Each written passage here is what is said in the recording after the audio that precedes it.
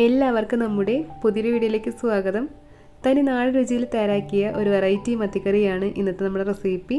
നമ്മൾ സാധാരണ തയ്യാറാക്കുന്നതിൽ നിന്ന് കുറച്ച് വ്യത്യസ്തമായിട്ട് ഒരു സ്പെഷ്യൽ ചേരുവ ചേർത്ത് വളരെ ടേസ്റ്റി ആയിട്ട് തയ്യാറാക്കാവുന്ന ഈ ഒരു സ്പെഷ്യൽ മത്തിക്കറി എങ്ങനെ തയ്യാറാക്കാമെന്ന് നമുക്ക് നോക്കാം. നമ്മുടെ ഈ ഒരു മത്തിക്കറി തയ്യാറാക്കാനായിട്ട് ആദ്യം തന്നെ നമുക്ക് വേണ്ടത് ഒരു കഷ്ണം അധികം മൂത്തു പോവാത്ത ഇളം കുമ്പളങ്ങയാണ്. ഞാനിവിടെ ഏകദേശം 200 ഗ്രാം തൂക്കം വരുന്ന ഒരു കഷ്ണം കുമ്പളങ്ങ ഇതുപോലെ വളരെ കനം കുറച്ചൊന്ന് അരിഞ്ഞെടുത്ത ശേഷം കറി തയ്യാറാക്കാനുള്ള മൺചട്ടിയിലേക്ക് ഇട്ട് വെച്ചിട്ടുണ്ട്. ഈ ഒരു കറിയിൽ പച്ചമുളകിൻ്റെ എരിവാണ് മുന്നിട്ട് നിൽക്കുന്നത്. അതുകൊണ്ട് ഇതിലേക്ക് നമുക്ക് നല്ല എരിവുള്ള 4 പച്ചമുളക് നീളത്തിൽ അരിഞ്ഞെടുത്ത് ചേർക്കാം. കൂടെ തന്നെ 4-5 ചെറിയുള്ളി ചെറുതായി അരിഞ്ഞതും ചെറിയൊരു കഷ്ണം ഇഞ്ചി ഇതുപോലെ നീളത്തിൽ കനം കുറച്ച് അരിഞ്ഞതും ചേർക്കാം. ഇഞ്ചി വേണമെങ്കിൽ ചതച്ചും ചേർക്കാവുന്നതാണ്.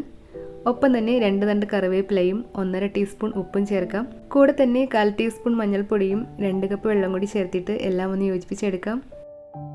ഇനി നമുക്ക് സ്റ്റവ് ഓൺ ചെയ്ത് തീയൊന്ന് കൂട്ടി വെച്ച് ഇതൊന്ന് തിളപ്പിച്ചെടുക്കാം. ഇതുപോലെ നന്നായിട്ട് തിളച്ചതിന് ശേഷം തീയൊന്ന് മീഡിയം ഫ്ലെയിമിലാക്കി വെച്ചിട്ട് കുമ്പളങ്ങയെല്ലാം ഒരു 1/4 ഭാഗത്തോളം വേവായി കിട്ടും വരെ ഏകദേശം ഒരു 5 മിനിറ്റോളം നമുക്കിതൊന്ന് മൂടി വെച്ച് വേവിച്ചെടുക്കാം. ഇതൊന്ന് വെന്ത് വരുന്ന സമയം കൊണ്ട് നമുക്കിതിലേക്ക് വേണ്ട ഒരു തേങ്ങ അരപ്പ് തയ്യാറാക്കാം. അതിനായിട്ട് മിക്സിയുടെ ചെറിയ ജാറിലേക്ക് ഒരു മുറി തേങ്ങയൊന്ന് ചിരകിയെടുത്ത് റെഡിയാക്കി വെച്ചിട്ടുണ്ട്.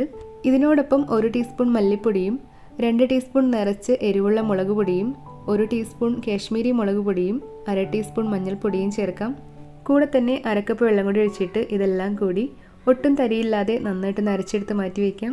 കുമ്പളങ്ങ വേവാനായി വെച്ചിട്ട് ഏകദേശം ഒരു 5 മിനിറ്റ് ആയിട്ടുണ്ട്. നമുക്ക് മൂടിയൊന്ന് തുറക്കാം. ഇളം കുമ്പളങ്ങ ആയതുകൊണ്ട് തന്നെ ഈ ഒരു സമയം കൊണ്ട് കുമ്പളങ്ങയെല്ലാം ഒരു 1/4 ഭാഗത്തോളം വെന്ത് കിട്ടിയിട്ടുണ്ട്. ഇനി നമുക്ക് തീയൊന്ന് കുറച്ച് വെച്ച ശേഷം നമ്മൾ അരച്ച് മാറ്റി വെച്ചിരിക്കുന്ന മസാലക്കൂട്ട് ഇതിനോടൊപ്പം ചേർത്തൊന്ന് യോജിപ്പിച്ചെടുക്കാം. തേങ്ങ അരപ്പ് ഇതുപോലെ ഒന്ന് യോജിപ്പിച്ചെടുത്ത് കഴിഞ്ഞാൽ ഇനി നമുക്ക് ഇതിലേക്ക് ചേർക്കാനുള്ളത് കറിയിലേക്ക് ആവശ്യമായ പുളിയാണ്. നിങ്ങൾക്ക് ഇഷ്ടമുള്ള ഏത് പുളിയും ഇതിലേക്ക് ചേർക്കാവുന്നതാണ്.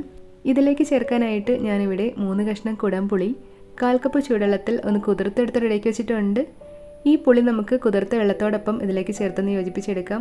പുളി ചേർത്ത് കഴിഞ്ഞാൽ തീയൊന്ന് കൂട്ടി വെച്ച് ഇത് നമുക്കൊന്ന് തിളപ്പിച്ചെടുക്കാം.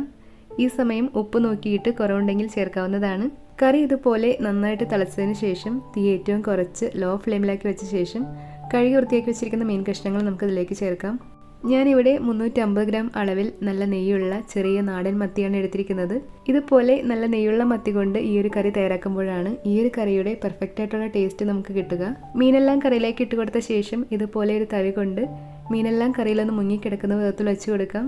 അതിനുശേഷം ഇതൊന്ന് മൂടി വെച്ചിട്ട് ഒരു മീഡിയം ഫ്ലെയിമിൽ 5-6 മിനിറ്റ് ഇതൊന്ന് വേവിച്ചെടുക്കാം. മീൻ വേവാനായി വെച്ചിട്ട് ഇപ്പോൾ ഏകദേശം ഒരു 5 മിനിറ്റ് കഴിഞ്ഞിട്ടുണ്ട്. ഇനി നമുക്ക് മൂടി തുറന്നിട്ട് മീനിൻ്റെ വേവെല്ലാം എല്ലായിടത്തും ഒരേപോലെ ആയി കിട്ടാനായിട്ട് ചട്ടി ഇതുപോലെ കയ്യിലെടുത്തൊന്ന് ചുറ്റിച്ചെടുക്കാം. ഈ ഒരു സമയം കൊണ്ട് മീനും കുമ്പളങ്ങയും എല്ലാം പാകത്തിനൊന്ന് വെന്ത് കിട്ടിയിട്ടുണ്ട്. ഇനി നമുക്ക് കറി കുറച്ചുകൂടി ഒന്ന് കുറുകി കിട്ടും വരെ 2-3 മിനിറ്റ് കൂടി ഒരു മീഡിയം ഫ്ലെയിമിൽ തന്നെ ഇതൊന്ന് തുറന്നു വെച്ച് വേവിച്ചെടുക്കാം. കറി നമ്മുടെ പാകത്തിന് ഒന്ന് കുറുകി കിട്ടിക്കഴിഞ്ഞാൽ ഇതിലേക്ക് നല്ല ഫ്രഷ് ആയിട്ടുള്ള 2 തണ്ട് കറിവേപ്പില കൂടി വെച്ച് കൊടുത്ത ശേഷം നമുക്ക് തീ ഓഫ് ചെയ്യാം. ഇനി ഇതിലേക്കൊന്ന് താളിച്ച് കൂടി ചേർക്കണം. അതിനായിട്ട് 3 ടേബിൾ സ്പൂൺ വെളിച്ചെണ്ണയിൽ 1 നുള്ളു ഉലുവയും 4 ചെറിയുള്ളിയും 2 ഉണക്കമുളകും ഒന്ന് മൂപ്പിച്ചെടുത്ത ശേഷം അത് ഇതിലേക്കൊന്ന് താളിച്ച് ചേർക്കാം. താളിച്ച് ചേർത്താൽ ഉടൻ ഇതൊന്ന് മൂടി വെച്ചിട്ട് മത്തിയുടെ രുചിയെല്ലാം കുമ്പളങ്ങയിലേക്ക് നന്നായി പിടിച്ച് ഇതൊന്ന് തണുത്തതിന് ശേഷം കഴിക്കുന്നതാവും കൂടുതൽ നല്ലത്. അങ്ങനെ നമ്മുടെ നാടൻ മത്തിക്കറി ഇവിടെ റെഡി ആയിട്ടുണ്ട്.